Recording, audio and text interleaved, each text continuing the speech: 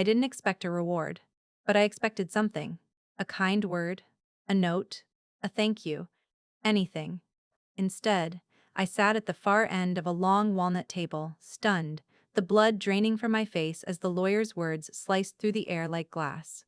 His voice was calm, almost bored, the tone of someone reading a stranger's obituary. But to me, every syllable cracked something open. And, to Claire Emerson, I bequeath all real property, savings accounts, and personal effects. It wasn't just the absence of my name, it was the finality in it.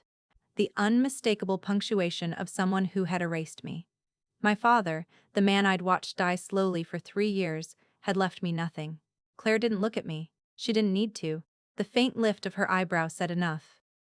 She sat back in her designer blazer, tapping her French manicured nails against the side of her phone. To anyone else, she probably looked composed, sad, dignified.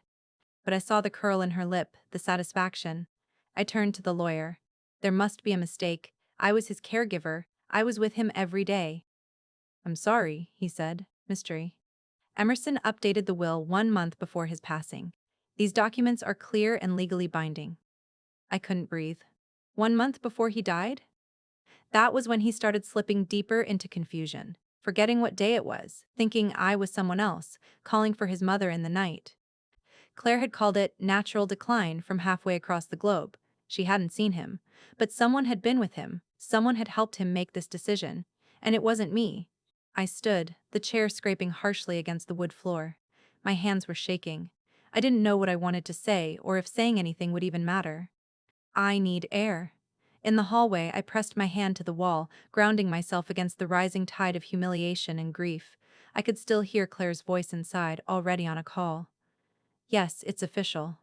Inherited everything. The house, too. I closed my eyes. She'd won. Again. But for the first time in my life, I wasn't going to beg to be seen. I wasn't going to cry in the corner while she posted selfies from my father's study. I wasn't going to sue. That's not who I was. I'd lost the fight I never knew we were having. But I hadn't lost the war. When Claire left, she called it needing space. She had dreams, she said. Influencer gigs, modeling contracts, an emerging lifestyle brand to grow. She left our childhood home like it was a rented hotel room, not a single glance back. I stayed. I didn't plan to, not at first. But Dad started misplacing things, his keys, his wallet, his words. The first time I caught him pouring orange juice into his cereal like it was normal, I knew I couldn't keep pretending he was fine. So, I came home. Quit my job, broke my lease, and moved into the guest room. Just until things stabilized. They never did. The disease moved in slowly, then all at once. Days got shorter, nights got longer. I learned how to administer medications, change bed linens one-handed, argue with insurance agents, and gently remind my father that I was Lila, not his nurse, not his sister, but his daughter. Claire called twice in those first 6 months, said things like, "You're amazing," and "Let me know if you need anything." I stopped asking. She was always about to book a flight or dealing with something big. Bali, Rome, somewhere with palm trees. Meanwhile, I spoon-fed our father soup while he asked when Claire was coming home. I told him, soon. I always said, soon. And then, one day, he was just gone. I came home from the pharmacy to an empty house and a note taped to the fridge, transferred Dad to Rose Hill, full hospice care. Claire's orders, Nurse Debbie. I drove to Rose Hill in a panic, heart in my throat, but he was already gone. Claire had moved him there quietly without telling me, no warning, no goodbye. He died thinking I'd abandoned him. I spent the night curled up in his bed, gripping the old flannel robe that still smelled like him. My chest hurt with a kind of ache I didn't have words for. It wasn't just grief. It was betrayal. From the only family I had left. And now, she had everything. The house I cleaned, the savings I helped stretch, the silver watch he always promised would be mine. But I didn't cry at the will reading. I didn't scream, didn't fight. Because I'd already made my decision, I wasn't going to contest the will, I was going to wait. And one day soon, Claire would feel the same hollow weight I felt the day I came home and found my father gone. Not with rage, not with fire, with silence. I found out where he died from a stranger's clipboard. Rose Hill. A sleek private hospice tucked into the hills, with views of vineyards and a koi pond out back. the kind of place where people died with cucumber water and essential oil diffusers humming quietly in the background. It wasn't where he wanted to go, he told me that. Over and over. "Let me die at home, kiddo," he'd say, his hand trembling around a chipped coffee mug. "Don't let them stick me in a box." I didn't. But Claire did.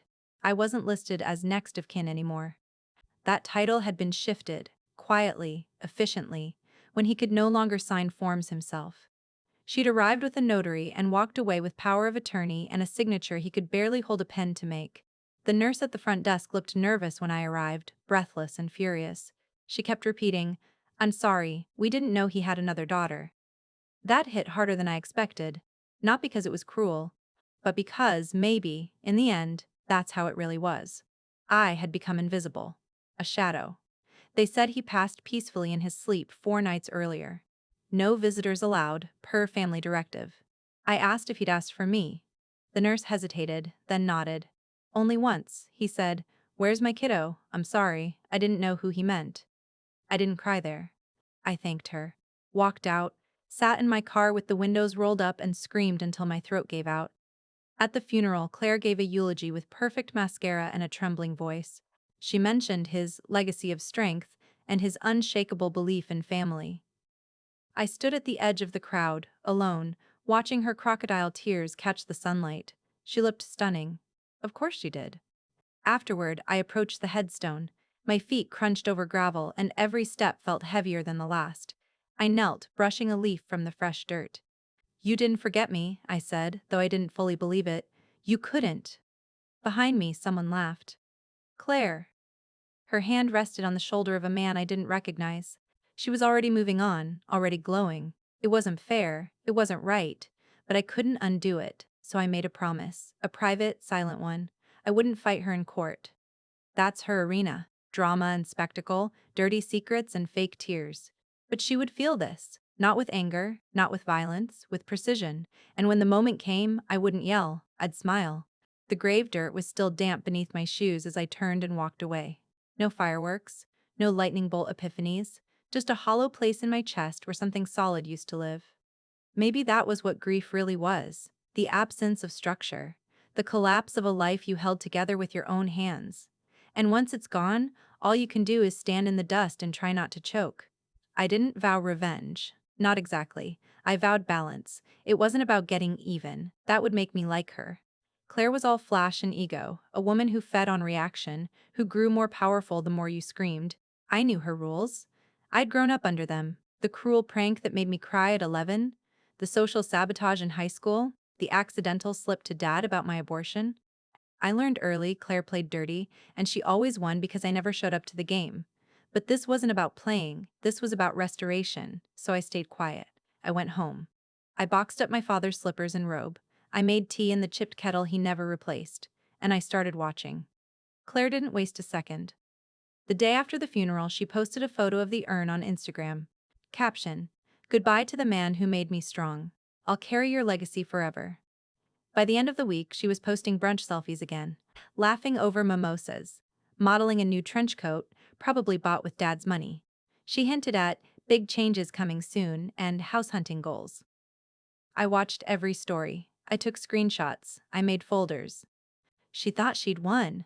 She didn't see the storm building in my silence. I opened a private browser window, started searching real estate sites. Found the listing she gushed about in her latest post, a sleek, modern home in the hills, all glass and blonde wood and child-safe railings. She was going to make it her kingdom. I smiled. Then I opened a new tab and got to work. Claire always knew how to perform grief. Just enough sadness to earn sympathy. Just enough sparkle to remind people she wasn't meant to stay down for long. Her Instagram became a curated shrine to loss and luxury. A black and white photo of our father's old watch with a caption about time being precious. A carousel of moody photos from the memorial service, her eyes artfully red-rimmed. And then, just 2 days later, a mirror selfie from the gym with a caption that read, "Working through the pain. Healing Lib Day." It made me sick, not because I didn't believe she was hurting, but because I knew how little of it had ever been about him. Claire didn't mourn people, she mourned control. And now that she had all of it, the performance could end. Except it didn't. It evolved. Within a week, she was dropping hints, big things coming. New chapter. New zip code? Her followers, tens of thousands of them, ate it up. Comment after comment, "You deserve this, queen. Your dad would be so proud. Manifest that mansion." And Claire responded to each one. Hearts. Kisses. A few prayer hands. She fed them the illusion and, like always, they thanked her for the feast. Meanwhile, I refreshed Zillow. It was easy to find.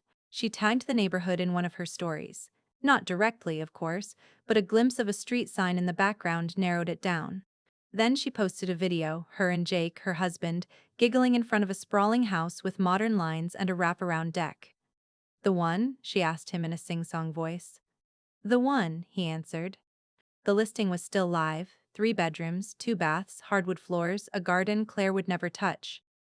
The asking price was steep, but not insane, especially for someone who'd just inherited 2 properties and a full portfolio of bank accounts. I watched the video 3 times, took in the way Claire's eyes lit up, the way she spun around in the driveway, the way she said, "I can just see our Christmas tree right in that window, can't you?" She wanted it badly. That much was clear. So I made my move. Not directly. That would be reckless. Claire might be careless, but I wasn't. I called a friend from college, someone who now worked in private finance. She connected me to a small shell corporation, the kind used by investors to keep things anonymous. I didn't need to meet the seller. I didn't need to walk through the property. I just needed to make an offer slightly above Claire's. Not outrageous, just enough to win. The paperwork was done in 3 days. My offer was clean, cash forward, and backed by a solid corporate name that gave no trace of me. By the time Claire found out she'd been outbid, she posted another story. This time, it was just text on a black screen. Some people are truly vile. Imagine stealing someone's dream house just to flex. The universe sees you. Oh, it saw her all right, but now it saw me too. The funny thing about owning a house your sister thought would be hers is how easy it is to turn it into a cage, one she walks into willingly. Claire was furious when she lost the bid, but not broken. She never broke that easily. She pivoted, as she always did, turning disappointment into content. A series of reels followed, her sipping wine in their rental, applying sheet masks while lamenting the stress of housing nightmares. She played it for sympathy, and her followers responded in droves. But the house she lost had left a hole. And I knew Claire well enough to know she didn't like empty spaces. I waited 2 weeks. Then, through the same shell company, I listed the house for rent. No open house, no photos, just a clean, direct post with high rent and strict conditions. Professionals only, credit checks, no pets, no renovations. The kind of lease designed to scare off anyone who wanted freedom. But Claire didn't want freedom. She wanted that house. And when the offer came, I knew it was her before I even saw the name. A neatly formatted email from her husband Jake, posing as the applicant. They didn't know I'd seen him in the driveway. They didn't know I'd watched their videos frame by frame. "Dear Sir or Madam," the message began. "My wife and I are professionals with 2 young children seeking long-term rental in the area. We saw your listing and are very interested," they offered above asking. Signed every form, bent over backward to meet the criteria. They had no idea who they were renting from. When the lease was finalized, I hired a property management firm to serve as the buffer. Every communication would go through them. Claire wouldn't hear my voice, wouldn't see my name. Just dry, polite, unyielding professionalism. She moved in with a new story for her followers. Sometimes the universe closes one door to open another. "We're renting for now." But, OMG, look at this light! The videos were dreamy. Her kids running down the hallway, her sipping coffee by the massive front window, Jake grilling in the backyard. She called it temporary perfection. Her little followers swooned. She didn't know the lease prohibited outdoor changes. She didn't know the patio wasn't zoned for grills. She didn't know she'd need written approval for hanging so much as a wind chime. That came later. For now, I watched as she danced through the home I now owned, thinking she'd found her peace. I let her have the illusion. Because illusions are powerful, and when they shatter, they cut the deepest. The first complaint came exactly 12 days after they moved in. An email from Claire, or rather, Jake, still pretending to be the primary tenant, politely asking about the thermostat settings. It had reset overnight. The house felt unusually cold, he said. Was there perhaps a fault in the system? There wasn't. The property management company responded within an hour. Per lease clause 422, all programmable devices are maintained at factory settings unless otherwise authorized. Thank you for your understanding. I'd written that clause myself. There were more emails after that. One about the outdoor lights being too dim, one about the garbage pickup schedule, another, a week later, about a dripping faucet. Each reply was measured, professional, and indifferent. No urgency, no warmth, just the distant echo of polite refusal. Claire didn't post about it online, not yet. She needed to protect the image. But the cracks had begun to form. I saw it in her photos. Fewer smiles, more captions, like, trying to stay positive and when you rent but make it home anyway. The filters stayed strong, but the light behind her eyes had dimmed. Just a little. The house didn't feel like hers. Because it wasn't. And that knowledge sat inside her like a stone she couldn't pass. I imagined her standing in the kitchen, looking around at all that gleaming steel and glass, and feeling something cold press against her ribcage. Not just the silence of the house, but the sense that it was watching her. Because it was. Not literally, of course. I wasn't a stalker, I wasn't cruel, but I was thorough. I had the mail forwarded temporarily before the first month of her tenancy. I had copies made of every lease amendment, every building inspection, every maintenance request. Not for leverage, just to keep the lines clean. Clear. And so, when the third complaint came, something about a neighbor's dog barking too early in the morning, I knew it wasn't about the dog, it was about control. Claire was beginning to realize that, for the first time in her life, she didn't have any. She could complain, escalate, threaten to break the lease, but she'd signed a year, with penalties for early termination. Steep ones. Besides, she couldn't afford to move again, not without dipping into the savings she now called legacy funds. And she wouldn't give that up. No, she'd stay. Because her pride wouldn't let her admit defeat. Not publicly, not to me. But the house would do what it needed. It would press against her. It would wait. And I would too. The lease renewal came with a 20% rent hike. Legally sound, thanks to a rising market. Claire's complaints hit the inbox 2 hours after the notice. I read the forwarded email 3 times, not because I needed to, but because I could. This is unethical. You're exploiting families. We've made this house a home, and now you're threatening our security with a ridiculous increase? My husband and I are professionals. We have children. Children. Children. That was the word she clung to now. As if invoking their innocence could soften the terms she had agreed to. The agency responded with the same detached courtesy. Per lease clause 7.1, rental increases are permissible with 30-day notice. We invite you to reach out with any concerns. They were trained well. Claire didn't know who to scream at. So she did what she always did when the walls closed in. She demanded an audience. She called the office, twice, left long voicemails. She wrote a letter. She even had Jake drop by in person, suit and tie, charming smile, asking if maybe we could have a real conversation, face to face. The receptionist gave him an address, a date, a time. Claire showed up instead. I knew she would. When she walked into the downtown office suite, her heels clacking on the tile, I was already waiting. Behind the desk. Calm. Composed. She froze in the doorway like she'd walked into a grave. "Hello, Claire," I said. She stared at me, eyes wide, mouth slightly parted. She looked older than I remembered, tired, thin.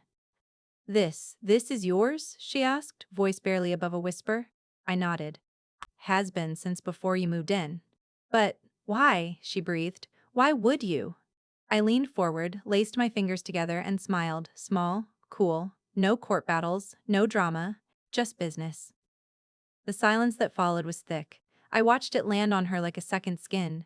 Claire opened her mouth to speak, but the words didn't come. Her expression broke. Not in anger, not yet, but in something deeper. Confusion. Fear. Realization. She'd thought she was renting from some faceless landlord. She'd thought she was safe. She never saw me coming. "Everything was legal," I said softly. "Every paper, every clause, every rent increase. I gave you what you gave me, Claire." I paused. Silence. Claire didn't speak right away. She just stood there, blinking slowly, like someone waking from a dream they didn't understand. The realization was sinking in. The last few months of quiet rules and rising rents hadn't been corporate negligence or cold bureaucracy. They'd been me. "I can't believe you'd go this far," she finally whispered. I didn't flinch.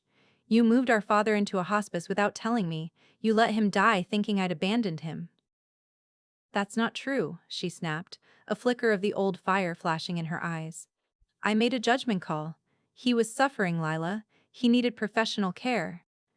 And you needed the paperwork signed, I replied coolly. Her lips pressed into a tight line. He wanted to change the will. While he was on morphine? That hit her like a slap. Claire sat down without asking, smoothing the hem of her jacket with trembling hands. He didn't even know what day it was half the time, but he knew enough to cut me out completely. Silence stretched between us. I reached into the drawer, pulled out a folder, and slid it across the desk. Inside were photocopies of the original will, the one that left the house to both of us, 50-50, equal, balanced, fair.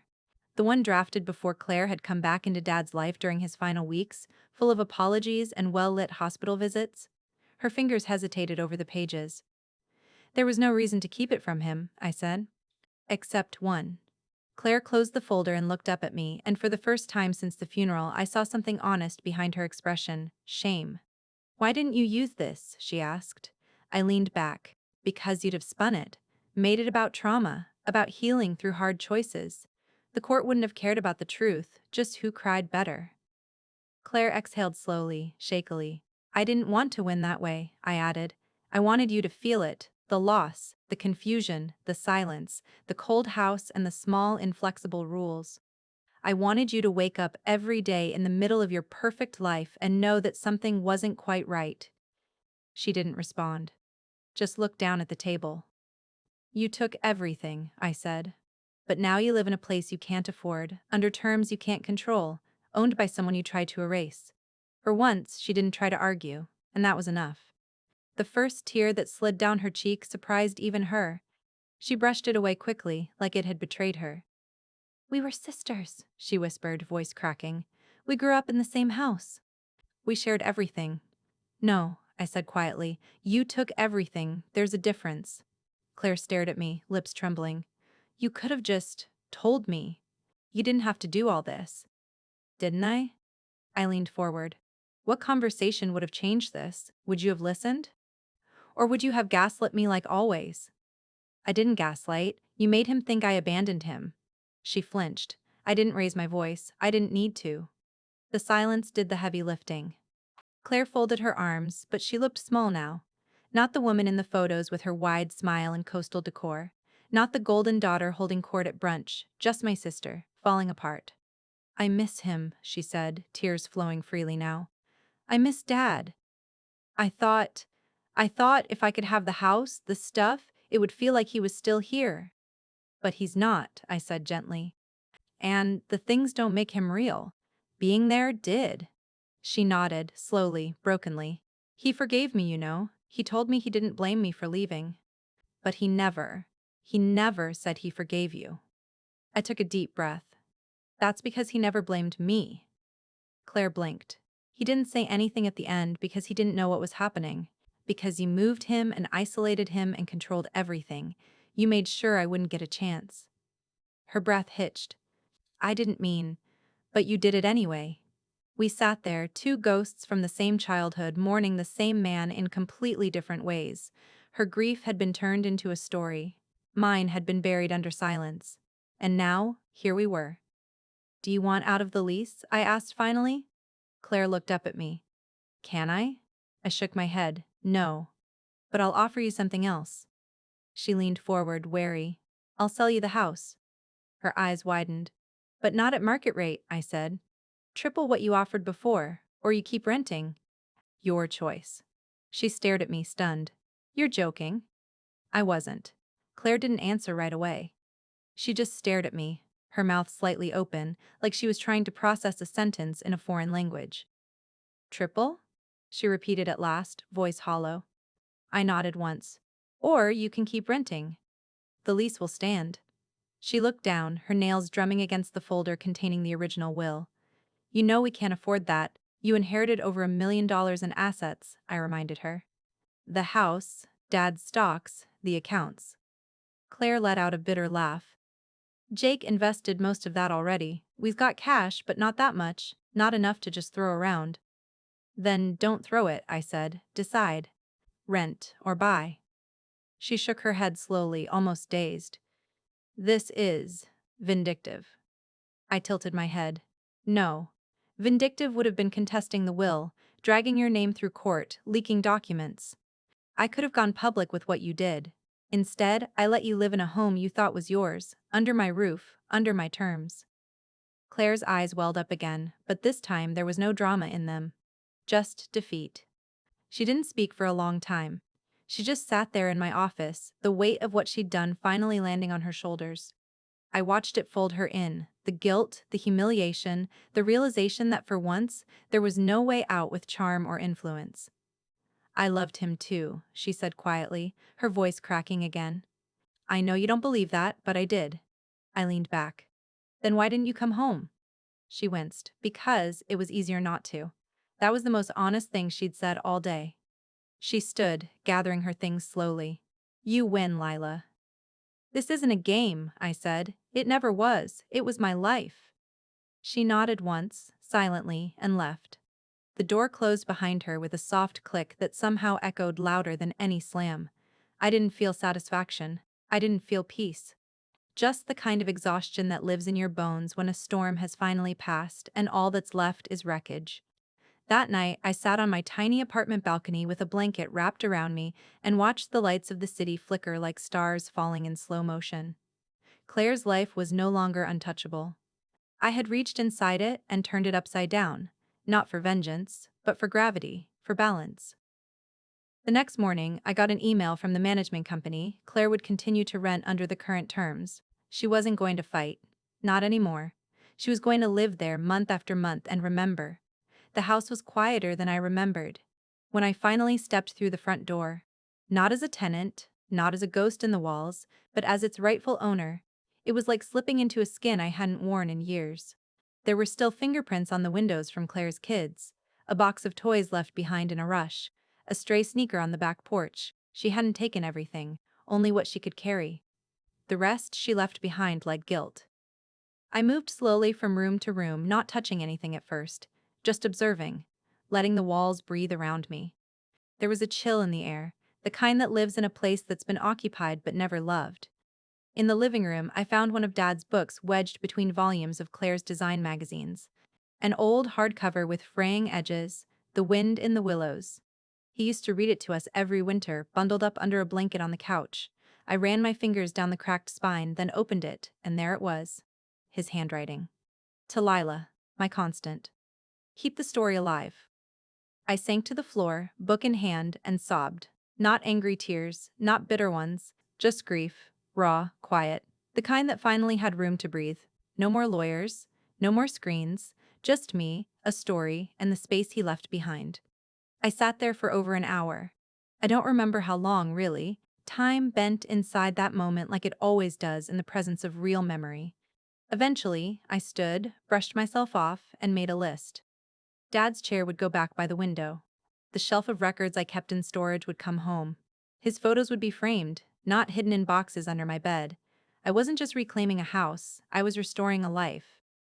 Later, I found an envelope tucked behind a kitchen drawer, addressed in Dad's careful scrawl, for my girls. Inside were two faded photos and a short letter. S. I hope you find your way back to each other. Dodicus Forg. Forgive what you can. Remember what matters. Dodicus Forgus. Love, Dad. I pressed the letter to my chest. Forgiveness wasn't coming quickly, maybe not at all. But I could remember what mattered. And right now, that meant filling this house with something real. Not money, not punishment, but peace. Claire didn't text, she emailed. It was a sterile, carefully worded message sent through the management company, and yet I knew it was her before I even read the name. The subject line read, regarding documents. Just vague enough to be safe, just loaded enough to suggest everything. She wanted to meet. I agreed. We chose neutral ground, a coffee shop near the waterfront we used to visit as kids, back when things were simpler, back when Dad would buy us muffins and let us feed crusts to the gulls. I arrived early. Claire was exactly 5 minutes late, as if she still had to maintain some sense of control. She looked tired. Not the fashionable kind of tired you could cover with makeup and filters, but the kind that lived under your skin. She sat across from me and didn't order anything, just stared. Then she reached into her bag and pulled out a folder. "These are his hospice records," she said, sliding it toward me. "I requested them after everything. I thought you deserved to know." I opened it slowly, not sure what I expected. Medication logs, visitation reports, doctor notes, and then I saw it, a signature, dated 2 days before his death. Dad had tried to reverse the will. My stomach twisted. "He was lucid for maybe 10 minutes that day," Claire said, her voice thick with something between remorse and disbelief. "He told the nurse he wanted to make things right, said he needed to talk to you. But I was there. And I stopped it." The air between us snapped like a stretched wire. "You stopped it?" I repeated, voice low. She nodded, shame crawling across her face like a shadow. "I thought it was just the meds. I thought he was confused. He didn't even remember I'd changed it in the first place." "Did he remember me?" I asked. Her silence was the answer. "Claire," I said, forcing calm into my voice, "you let him die thinking I abandoned him, and you knew I didn't." She nodded. "I know, I'm sorry." The words hung there, brittle and useless. "I can't undo it," she whispered. "No," I said, staring at the folder. "You can't." She looked at me, eyes red, jaw clenched. "So, what happens now?" I met her gaze and, for once, I didn't feel rage, just clarity. "I don't need you to suffer, Claire. I needed you to see, to know. Now you do." Her lips parted, maybe to argue, maybe to plead. But I stood. "This is the last time we speak about Dad," I said. "You can stay in the house or walk away. Either way, you'll live with it." I left her there, in the cafe with the folder between us, like a final offering. Let her bury the truth if she wanted. I'd already started digging my own garden. The house was warm that night, not from the thermostat but from something else, the quiet hum of ownership settling deep into my bones. For the first time in years, I felt safe in a space. Not like a guest in someone else's life, not like a placeholder for someone more deserving. I belonged here, now, fully. Still, I wandered. Each hallway held echoes. Claire's laughter from when we were kids. Dad's footsteps in the kitchen. The soft clink of dishes from 100 dinners gone by. The shadows of memory lingered like dust motes in morning sun. I paused at the door to the study. It had always been Dad's space. Bookshelves packed with novels and ledgers, old photographs on the desk, a worn leather chair with a permanent imprint of his form. I hadn't touched it since moving in. Not out of respect, out of fear. But tonight, I opened the door. It smelled like paper and wood polish, familiar and distant all at once. I stepped inside and ran my hand along the back of his chair, tracing the crack in the leather he never bothered to fix. He'd called it his thinking throne. On the desk sat a framed photo, the three of us. From years ago. Before the silence, before the betrayal. Claire and I had our arms around each other, Dad in the middle with that awkward, lopsided smile he wore when he didn't know what to do with his hands. I stared at it for a long time. How had we ended up here? What had cracked us open so deeply that we let each other fall? The grief hit again, sudden and sharp. Not just for him, but for the family we could have been. For the sister I thought I had. For the woman I became in the absence of love. And then, I wept. For real this time. Not the controlled sobs of earlier. Not the silent grief of the funeral or the simmering ache of betrayal. This was different. This was surrender. I dropped to the floor beside the chair, buried my face in my hands, and let it all out. The pain, the exhaustion, the years of being invisible. And as I cried, something shifted. It wasn't forgiveness. That was still out of reach. But it was something like release. When I finally stood, eyes swollen, I felt lighter. Not healed, but beginning. I turned off the light, left the study, and made a promise to myself. I would not become her. I would live here fully, honestly, and if the ghosts wanted to stay, they could, but they'd live on my terms now. Claire didn't respond to the letter of sale. The silence, oddly, felt appropriate. For a woman so skilled at commanding attention, her quiet was the most honest reply she could give. She wouldn't fight, wouldn't negotiate, wouldn't even pretend to be offended by the price. She simply stayed. Each month, the rent was paid on time, and the agency relayed her requests with less and less urgency. The complaints about minor inconveniences dwindled. No more inquiries about thermostats or faucet drips. No more questions about modifications. She was learning the rules. Or maybe she was just too tired to challenge them anymore. I kept my distance, but sometimes I drove past the house, my house, late at night. I'd park 2 blocks away and just watch the lights flicker inside, the silhouettes on the curtains, the glow of the kitchen at midnight. Her world carried on behind those walls, just as mine had all those years before. One night, I saw her sitting at the dining table with Jake. Their conversation looked quiet, heavy, not angry, just tired.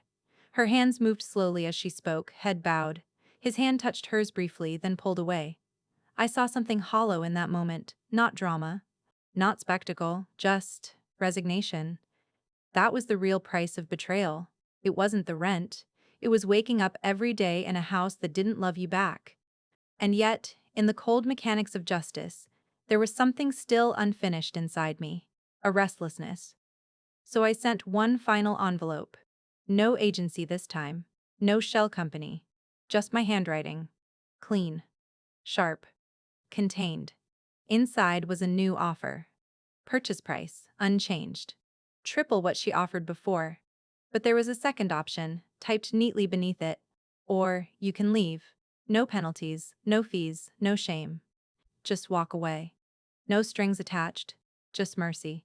If she stayed, it would be by choice. No more illusion, no more theater. If she left, I would say nothing. The response came 2 days later. A short, printed note. No greeting. No signature. We'll be out by the 1st. Keys will be left on the counter. It was done. Claire chose her own exit.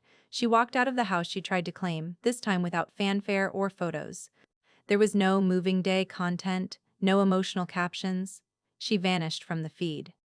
And when I stepped into the house again, keys cold in my palm, the air felt different. Not empty. Ready. The silence hit me before the nostalgia did. It was the kind of silence that doesn't settle like dust but pours in through the walls, thick and absolute. The kind that demands reverence, not fear, not sadness, just presence. I closed the door behind me and stood in the foyer for a moment, letting the quiet take root. Gone were the filtered reflections of Claire's curated life. The sleek furniture, the soft gray rugs, the air-purifying monstrosity she thought made her look grounded. Everything personal had been stripped.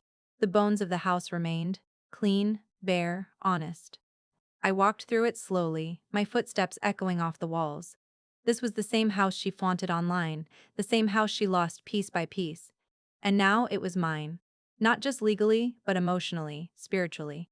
In the living room, I opened the curtains. Light poured in like water, drenching the floor in gold. And there, sitting quietly in the corner, just where I remembered it, was the armchair. Dad's chair. Claire hadn't touched it, maybe out of guilt, or fear, or just because some things, even in her world, weren't props. I crossed the room, running my hand over the worn leather, the same crack by the left armrest, the faint indent from years of use. It felt like coming home. I sat. The chair groaned softly under my weight, as if sighing or greeting an old friend. And for the first time in this long, cruel chapter of my life, I let myself relax. Not just my body, but my heart. I didn't need revenge anymore. What I needed was restoration. So I began, slowly. Dad's photo went on the mantel. A real one, not the curated kind. One where he's mid-laugh holding a paintbrush, smudges of green and blue on his cheeks. From the year we repainted the kitchen together. I smiled, placing it with care. Then the records came out of storage, dusty boxes of jazz, blues, old folk albums he loved. I set up the turntable and let the static hum to life. Next came the books. Not just his, mine.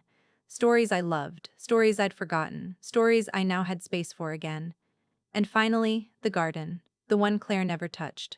I pulled on gloves, got on my knees, and began to plant. Not flowers, not showpieces, vegetables, herbs, wild roots, things that grow deep and slow, things that feed. As I dug, the wind picked up slightly, rustling the trees overhead. I paused, wiping sweat from my brow, and looked up at the house. It looked different now. Not haunted, not hollow, alive. Moving in was nothing like I thought it would be. There was no grand moment of triumph, no cinematic swell of music as I unlocked the door. Just me, a box of mismatched mugs, and a secondhand couch being delivered by 2 guys who couldn't care less that I now owned the very house my sister once paraded like a throne. But there was peace. Real peace. The kind you don't post about. The house was mine in every way now. I chose every curtain, every lamp. I repainted the kitchen cabinets a deep forest green, Dad's favorite color. I hung a corkboard in the hallway with old notes, recipes he scribbled in shaky handwriting, postcards he kept from a drawer I found labeled Lila's. It wasn't perfect. There were nights the silence felt too loud.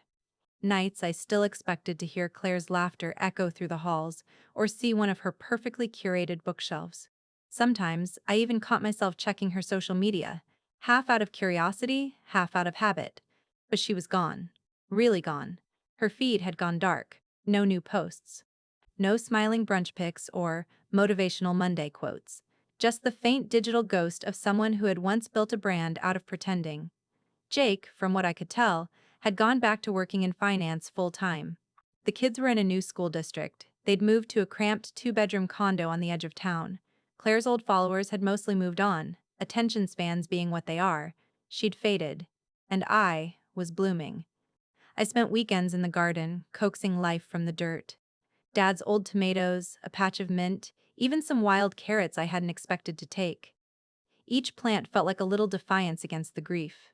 A small, silent insistence that I could grow something from ruin. Inside, I restored what I could. The record player spun quietly most evenings, the soft hum of jazz warming the walls. I curled up in Dad's chair with tea and books, or sometimes nothing at all, just the stillness, the weight of having survived it all. One night, I found another of Dad's letters. This one tucked inside a book I hadn't opened in years. A single sentence written in ink that had begun to fade. Home is the place you don't need to ask permission to exist. I read it twice. And then I wept. Not from sadness, but from the overwhelming truth of it. I was finally home, no permissions, no masks, just me. And that was enough. Months passed, spring arrived with soft breezes and early sunrises. The garden bloomed in uneven patches, stubborn, chaotic, alive. I shared photos of it now and then, on a private account with no followers. Just a visual diary, for me. One morning, a text came, from Claire, just a single word, "Hi." I stared at it for a long time, thumb hovering over the keyboard. But I didn't respond. There was nothing more to say. Forgiveness wasn't a door I could open just yet, maybe not ever. But forgetting? No. That wasn't the point either. The past was part of the soil now, buried, decomposing, feeding the roots of what I was building. Claire had made her choices. I had made mine. Sometimes, justice doesn't need an audience. It doesn't need applause or a gavel or a grand reveal. Sometimes, it just looks like a garden, growing slow and quiet where something broken once stood. That afternoon, I walked to the back fence, pulled out my phone, and took a picture of the new tomato vines twisting toward the sun. Dirt under my fingernails. A little sweat on my brow. Peace in my chest. I uploaded the photo with a single caption. Sometimes, you wait, and then, you plant. I turned off my phone, went back to the soil, and let the world carry on without me. For once, exactly how I wanted it to.